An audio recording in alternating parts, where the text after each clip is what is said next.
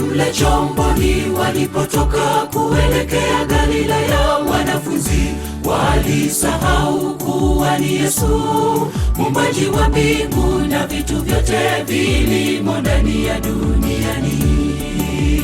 Alilala mle chomboni walipotoka kuelekea Galilaya, wanafunzi walisahau kuwa ni Yesu muumbaji wa mbingu na vitu vyote vilimo ndani ya duniani.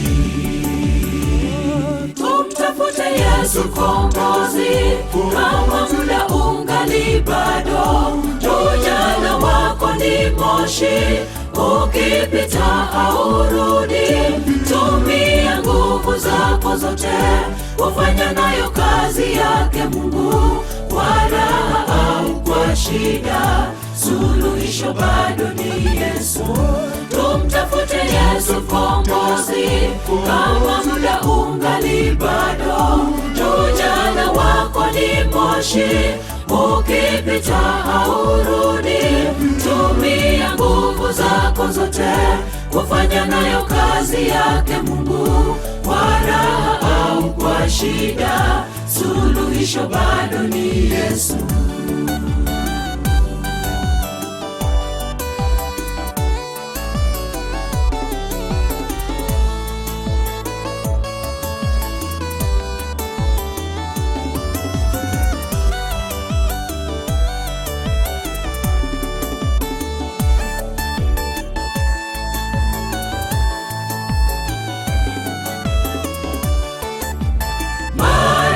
Hatujatambua kuwa shida zote twapitia, Yesu ajua, twakimbilia kwa waganga wa dunia kupata suluhisho, ndipo baadaye twamtafuta Yesu Mkombozi.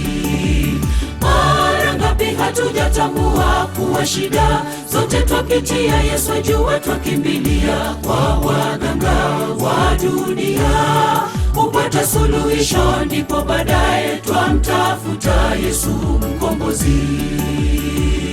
Tumtafute Yesu Kombozi, kama muda ungali bado. Ujana wako ni moshi, ukipita haurudi. Tumia nguvu zako zote kufanya nayo kazi yake Mungu, kwa raha au kwa shida, suluhisho bado ni Yesu. Tumtafute Yesu Kombozi, kama muda ungali bado. Ujana wako ni moshi, ukipita haurudi. Tumia nguvu zako zote kufanya nayo kazi yake Mungu, kwa raha au kwa shida, suluhisho bado ni Yesu.